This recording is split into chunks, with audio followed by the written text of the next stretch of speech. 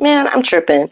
Y'all, we have to do this sideways because I have a microphone. Maybe I should just not do the microphone.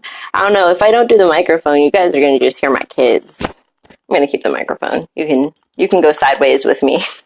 You can be sideways with me. All right. So today I am practicing eating mindfully.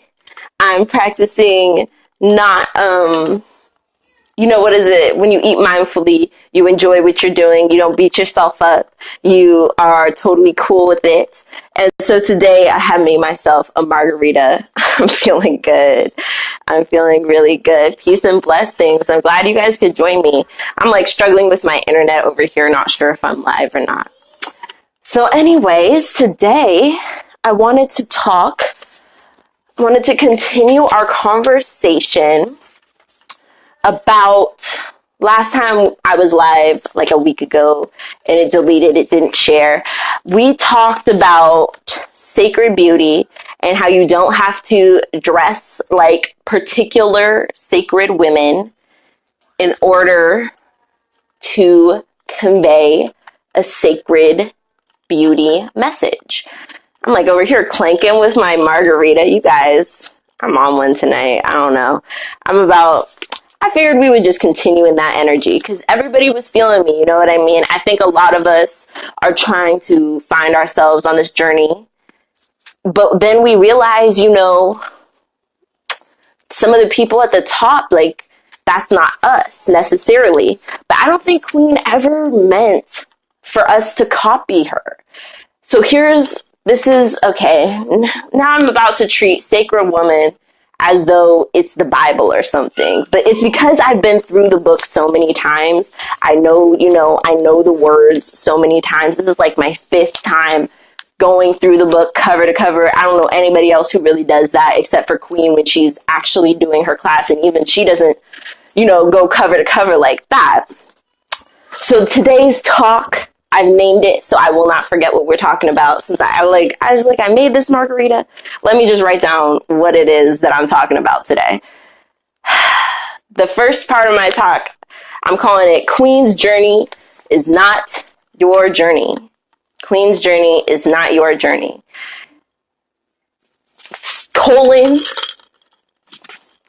find yourself within the message. Okay, so Queen's Journey is not your journey. Find yourself within the message. Find yourself within the text. Okay, so we're going to harken back to page 1 or whatever. When Queen, there's a part at the beginning of the book where Queen is like, this book is for any women, any religion. And we have to say, ayi bobo, we say amen, we say like alhamdulillah. I don't even know how to say all of them. We say a whole list of them because technically you should be able to be a sacred woman no matter what your religion is, right? I see a lot of people at this time dismissing sacred womanism because the prominent sacred women at this time are very Kemetic. They're very on one path, right? They all kind of say the same thing. They all wear mott on necklaces. They all have, and I'm included some of them, I wear head wrap. Let's see what some other, there's some specific traits that you see of a lot of the more popular, and I'm definitely not one of the more popular, you know what I'm saying? There's a lot of, I'm mostly talking about like Erica Badu, Hadia Barbell, Malia, or what's her name? Is it Malia Mitchell? I'm not going to say her name anymore because I don't even remember. But she gets endorsed by Queen occasionally. And so, they're the ones who are usually at the top, and they're the ones who are always saying Egypt this, Kemet that, Hatsheptsut, etc. And it's because Queen herself was trained in Egypt. That was her path. That's why I started the talk. That's why I named it Queen's Journey is Not Your Journey. Okay? Queen's journey is not your journey. It's not your journey. And the book is Queen's journey, but it's her telling us the metaphor of the journey. The journey is she studied herself. The journey is that she started honing in on her skills. The journey is that she eventually traveled back to the motherland. The journey is that she trained and practiced and prayed and eventually became a priestess. The journey is that she then wrote a book about her experience and went on to try and teach generations of women, and which she did, teach generations of women from her hub in New York, teaching women from around the world, inspiring women from around the world, to embrace themselves as Black people, to embrace their Blackness, to embrace the part of them that people told them was wrong or told them they should reject. You know, Queen really did something. We have to remember. That's why, you know, I'm always updating the book when I'm reading it out loud to you guys, updating my language or trying to remember to, because we have to remember she did write this book in the 80s or whatever. I think it was like the 80s. And the thing is that it reflects her journey. So her journey did involve Kemetic things. She did go to Egypt. You know, they did, you know, that was a thing back then too, especially. It was a thing because you had to, you know, it wasn't that you had to. First of all, I think a lot of people, you know, it's popular right now to be like, we're not from Egypt. We're not from Egypt. Okay. Most Black Americans are definitely not from Egypt. We're from West Africa. We practiced a totally different religion. You know, we're from the Congo, again, those are two places that literally held on to their indigenous religions until the bitter fucking end. And when they would not give up their Nkisi dolls, they were then sold to America, which is why we have what we have, you know, because some of the best from there was sent here. You know, so again, I know that we are not from Egypt, right? But I think we all forget history. I'm like a history buff, y'all. So I like to put things in a timeline. And I think we have to remember that when Queen was young, they were like stealing Egypt. Like they still try to steal Egypt now covertly, but it's kind of like at this point, everybody's just like, okay, Black people were the first people, you know, but at that time, they were ransacking Egyptian tombs. They were like repainting people and being like, no, actually it faded from white to black. And so that's why it looks like these people are dark skinned, but really they were white. And then there was that whole like white, dark skinned white people. There was like, they were trying to do a lot. And so I think it was instinctual for Black people throughout the diaspora, but especially in America where they were seeing this stuff go down, to latch onto that and be like, look where Egypt is. Egypt is African. Egypt is Black. Egypt is greatness. You guys like it so much you want to claim it. It's not yours. It's ours. And so I think, you know, that drove a lot of the Kemetic stuff. And so we can really be okay with, it's like not the best, but I do think that it had its role. It had its space. And for Queen and for a lot of other people, it has been powerful. I believe that the Egyptian gods have responded in like. I believe that they were happy that people were calling on them. I believe they were happy to be retaken up by Africans. Egypt was always a land where the pharaohs went deeper into Africa to get their queens. You know what I mean? They literally wrote that in their scripts, was they would go deeper into Africa, which meant that they, preferred, dark-skinned queens. That meant that their peoples, at the very least, had some reflection of this. So, that being said, that being Queen's journey, we then have to take it to the level of what we're doing in our sister circle, right? And so with our sister circle, we are modernizing it with our hopefully more womanist, more inclusive point of views, because that's what healers of today are required to have. I think that back then that was required too, but I think that it was just not something even on people's radar in a lot of ways. And so I do think, we have to be able to change that. And we have to also remember, she says a Christian, a Muslim, a Wiccan, anybody should be able to be a sacred woman. So keeping that in mind, would a Christian's, way of being a sacred woman really look like Queen Afua's? Would it make sense for it to look like Queen Afua's? You know what I mean? It wouldn't. And for that, I think we need to concentrate ourselves on how we're going to interpret the text, how we're going to, find ourselves within the text. How are we going to look at Queen's journey and be inspired to take the steps of our own journey. What are steps that Queen took?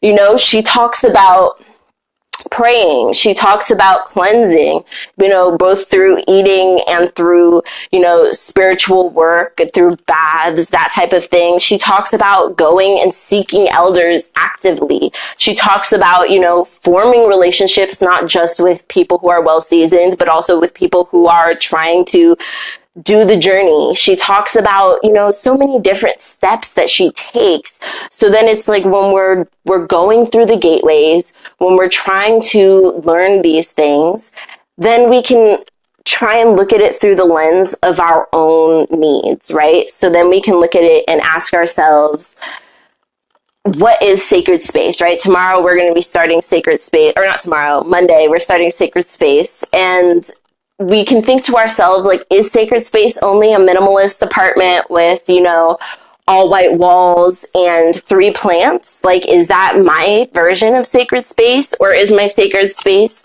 a little more, you know, full, a little more cozy, a little more warm, a little more bright with other colors?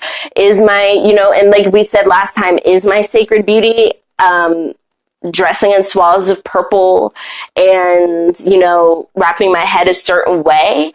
Or is my sacred beauty something that is totally opposite, right? We said, like, I don't even know, I got up with some random examples in the sister circle that had to do with, you know, what was I talking about? Oh, like dressing like a Lolita, but like an African Lolita, or dressing like, I don't know, like, you know, find your own path, whatever it is. It can be super strange to other people, but you can still be a sacred woman, even if you are not completely copying other people. And so take the Queen Afua's journey is not your journey and replace that name with anybody else on Instagram, anybody else that you think like, oh, like that's exactly what I want to be. It's okay to have inspiration, but if you find yourself copying other people, it's just never going to be the same. It's just never going to be as powerful for you. And I feel like a lot of people who read the Sacred Woman book or who see sacred women and presume that they understand the Sacred Woman book, even if they haven't read it or haven't, you know, been through any of that, you know, I think that they miss the mark that, you know, some of those people are the most popular, but that's not necessarily what sacred womanhood expressly is. It's so much larger than that, and it can reach to so much broader lengths than that and be adjusted depending on your religious views and your spiritual views and your needs. And I think that's so important to remember. So anyways, let me read the comments here. I'm going to pick y'all up. Yes, it starts with a thought. I very much agree. It does. It really does start with, you know, your mind, because if you're, you know, just really, if you're dead set on just copying other people, are you really putting in the work? Is the kind of my only issue with it is, you know, it doesn't feel as genuine. It doesn't feel like it's reaching into the depths of who you are and releasing your full power, your full potential. Because if you walk into your home and it's not even like a space that speaks to you, actually, you know, are you doing yourself a favor or are you putting it on for somebody else? So yeah, I really want us to, as we continue, we're like halfway through. It's amazing. So I'm going to start trying to bust out some of the texts that I talked about before. I talked about like a bunch of texts in the introduction video, and we haven't even like touched a bunch of them. We did like Woman Who Ran with the Wolves or whatever, and then I think we might have done something from Punani Proverbs. But anyways, we're going to be doing from Punani Proverbs a cinnamon broom, and or at least like I'm going to talk about it and encourage you highly to, you know, sweep away any others, you know, any of that energy that you don't want around your home. And then I also wanted to we're going to talk about like hoodoo methods around the home. We're going to talk about, so we're going to talk about the spiritual cleansing. And that's the other thing, is that I think Queen's book is so valuable, is it basically does talk about hoodoo. Like, there's so many similarities in all of the ATRs in the sense that we all, take care of the space. We all take care of the home. We all cherish our things, or, treating your things with that sacred energy, treating your things, special because of that energy they have, because they're in your life, because you've chosen to have them in your life and you've spent money on them, or they've come to you, etc. I mean, all of those things, that's a spiritualist thing that is in a lot of communities, but especially in ATRs, is that animism, that giving spirit to things, giving life to things through how you are cherishing them. And that's why I really love that Marie Kondo book, is just because she talks about that. She talks about loving everything in your home, treating everything in your home with respect, treating everything in your home with dignity, cleansing it. And I think that, is really the energy that we're going to be taking on. So anyways, I'm excited to continue through the week with you guys. I'm probably going to be late on Monday just because I'm still struggling through midterms, y'all. It's been a hell of a week. I've just been shooting out essays and stuff. So I'm tired. Hence the margarita, hence my mindful eatingness that says I'm okay with drinking tonight. So anyways, thank you for joining me. I'm going to try and save this one and just upload it again and see if that way it will save, and instead of last time it just deleted. And again, I'm going to be trying to go on here a little more often just to talk with you guys about the gateway we're on. If you want to collaborate with me, please just send me a message. Let me know. I do want to try and get a couple people into some of the videos. You can do the prayer, send a video of you doing the prayer for the ancestors, a womb yoga session, womb meditation, any kind of meditation really. If you just want to do sacred movements, any of those things. Let me see, sacred music, if you're a singer or you play an instrument, I don't know. Get creative, I don't know. But if you want to collaborate and give something for people to have to go through the Sacred Sister Circle themselves when they see these videos later on, that would be super awesome. And since I'm making the videos anyways, it will be super easy to put your stuff in between mine and, plug you or however it is that you do things. So anyways, you have a wonderful night, and I will see you early next week to talk about the ancestors, sacred womanhood, and sacred space. Let me put my drink down, y'all. Oh wait, so there's so much of that text. I know, don't feel guilty. This is not about feeling bad about yourself, beating yourself up, all this stuff, like I said, anytime there's a prayer, just replace that with an ancestor's name. That's what I do. I'm I just cut it out, all the Nebt Het, all that. I'm my tongue is never in the mood. Okay. I'm always just Grandma Ann, talk to me, let's talk about this right now. Help me to heal with the inner and outer elements of air, water, fire, and earth. Just talk to your grandma, your aunts, your uncles, just say ancestors, whatever phase you're in, whatever stage you're in. It's just about talking to them. You know what I mean? It's, Queen's book, like I said, that's Queen's journey. It's her, she was into the Kemetic and everything that worked for her. And so then we have to then make sacred womanhood work for us by studying, the text and then figuring out how it applies. Because a lot of it does apply to root working, to conjure, etc. A lot of it can apply, or it does apply, and it is useful for helping strengthening your character. But unfortunately, it's been very beneficial, but it's kind of been, the whole thing's been hijacked by that,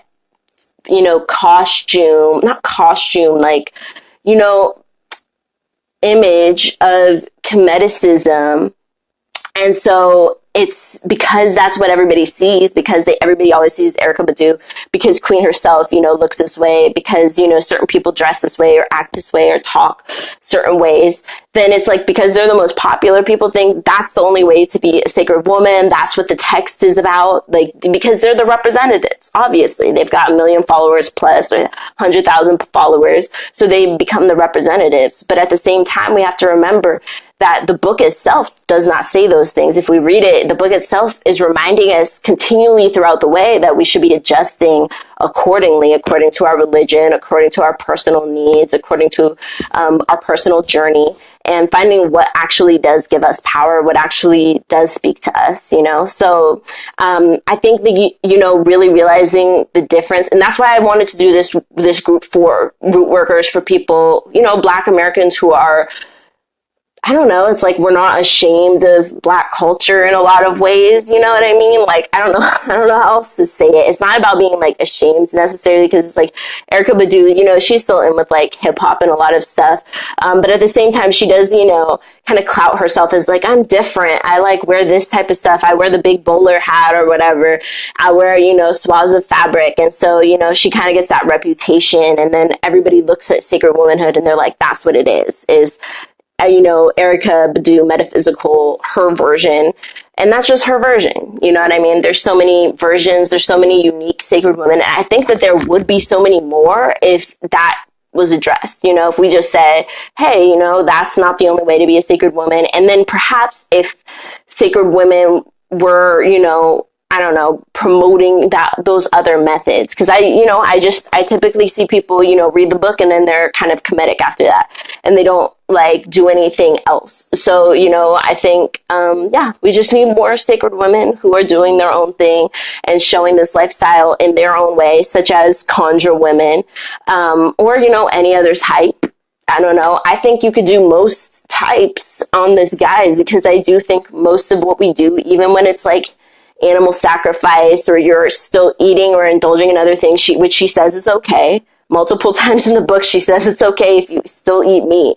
So, you know, she never says you have to go full vegan. She just says you should be cutting back. You should be thinking about the earth. You should be sustainable. You should be, you know what I mean? Like she says multiple times that if it's not conducive to your lifestyle or if it's not you, you should not be all the way over here doing this stuff. You know what I mean? It's like, if you are all the way over here on everything, then you should be at Queen Afua's wellness center working for her, for real. Cause then you'd probably be perfect for her program. But at the same time, you know, everybody flows differently, you know, and each religion, each person has not a different set of morals, but a different interpretation. So anyways, I want us to all interpret it for ourselves. I'm talking about Queen Afua. I want us to all interpret it for ourselves, and I want us all to really take the knowledge from Sacred Womanhood and really contemplate, meditate on how we can apply it to ourselves to be still uniquely us, still honor ourselves, but still be channeling the Sacred Woman energy and the Sacred Woman spirit, spreading it on, inspiring other people to do it as well, and inspiring other people in our own unique way. Because, you know, other people have their journey, but you have yours, and yours is amazing. Only you can have it, literally. So might as well, you know what I mean? Might as well enjoy. All right, you guys have a good night. I'll see you another time.